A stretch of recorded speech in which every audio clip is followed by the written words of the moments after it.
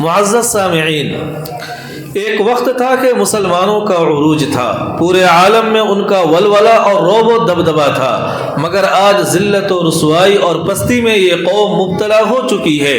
اس کی کیا وجہ ہے؟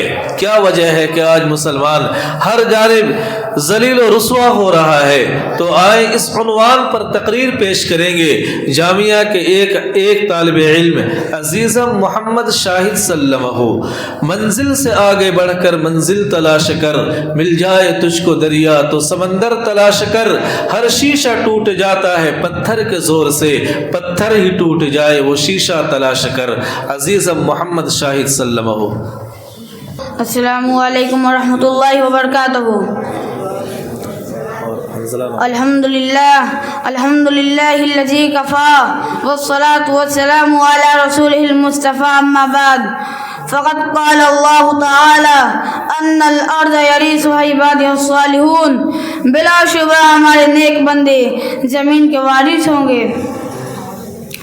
جب سر میں ہوائے اطاعت تھی سرسبز شجر امید کا تھا، جب سر میں ہوائے اطاعت تھی سرسبز شجر امید کا تھا، جب سر سے ایسیا چلنے لگی اس پیڑ نے پھلنا چھوڑ دیا۔ اللہ کی راہ اب بھی کھلی آثار و نشاں سے قائم ہے، اللہ کے بندوں نے لیکن اس راہ پر چلنا چھوڑ دیا۔ ذرا آپ اس زمانے کا تصور کریں جب ایک کو تنہا 40 سالہ انسان نے اسلام کی آواز بلند کی، اور صرف 23 سال میں وہ آواز اتنی دور پہنچ گئی کہ تاریخ اسے مثال دینے سے قاصر ہے۔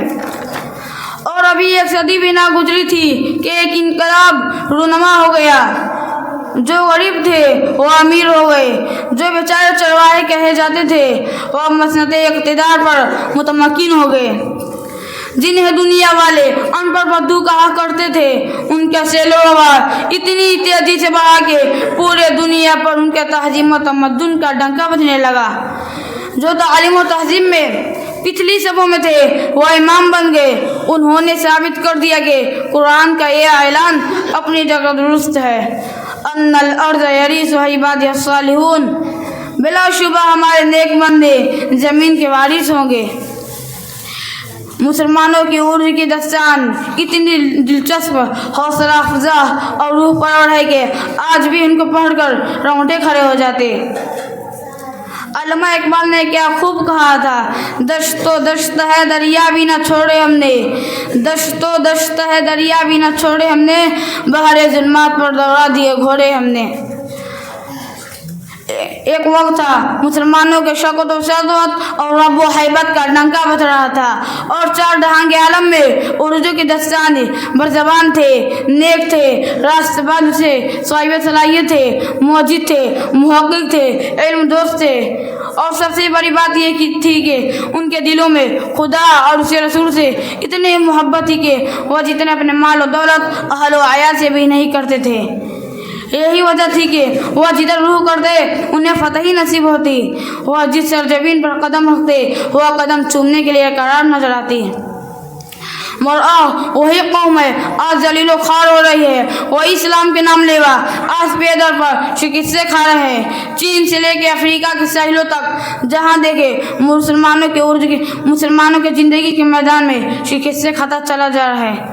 آخر کیوں؟ کیا ہم نے کبھی سے سوچا ہے؟ سوچیے اور سمجھیے، جن صفات نے ہمیں ترقی کے منازل طے کرائے تھے، جن خوبیاں نے ہمیں بام عروج پر پہنچایا تھا، وہی خوبی اگر آج ہم پھر سے پیدا کر لیں تو یقین ہے ہم سب جلد کامیاب ہوں گے۔ کہنے والوں نے کیا خوب کہا، جب سر میں ہوائے اطاعت تھی سرسبز شجر امید کا تھا، جب سر سے ایسیا چلنے لگی اس پیڑ نے پھلنا چھوڑ دیا۔ اللہ کی راہ اب بھی کھلی آثار و نشاں سے قائم ہے، اللہ کے بندوں نے لیکن اس راہ پر چلنا چھوڑ دیا۔ وآخر دعوانا الحمدللہ رب العالمین۔ ماشاء اللہ۔